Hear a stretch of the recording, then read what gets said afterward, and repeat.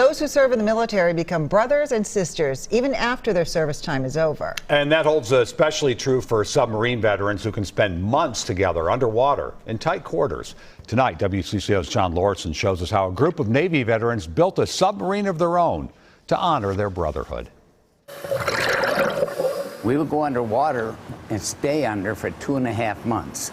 10 weeks we would never come up. It's a band of brothers that develops well below the surface of the sea. A lot of people say, how could you stand that claustrophobic feeling? And it wasn't bad. It was good duty. I would do it again. SS 216, 70 lost. There's honor, pride, and a lot of good-natured ribbing. John Barnes was on a diesel boat submarine during Vietnam. Roughing it a lot more than the palaces the other boys would be on.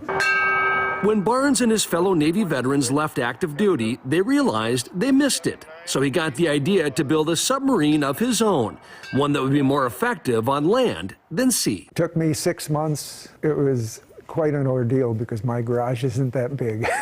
Barnes built a much smaller version of the USS Minneapolis-St. Paul out of plywood, fence nails, and glue. It was used in parades. The only problem was, people thought it was something else. I went to visit my wife at the golf course, and somebody saw me driving in, and they ran inside the clubhouse.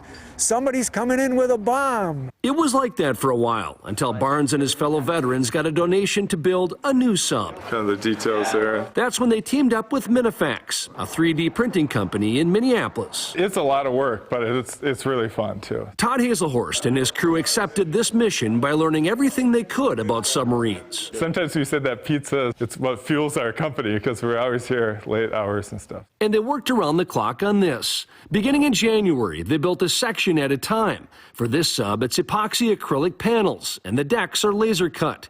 One part of the sub took an entire day to print. It's going to be pretty big and pretty nice looking. When Barnes and his fellow veterans checked in on the progress, they were awestruck. We come up here and we're like kids in a candy store. What's your reaction when you look at this one? Oh, this is very impressive.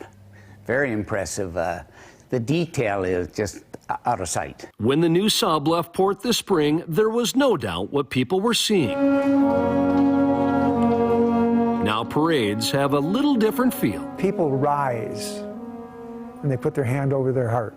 By the reaction of Barnes and his crew, you can tell it's mission accomplished. This is just beautiful. I thought mine was awesome for what I am capable of doing, but these guys have really gone overboard. Once you become a submarine sailor, you're a submarine sailor for life. And that camaraderie that we have with our group, which John mentioned, it's there all the time. In Minneapolis, John Lauritsen, WCCO 4 News.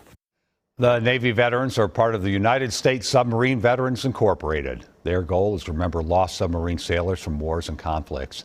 The new sub is called the USS Billfish, named after the man who funded the project.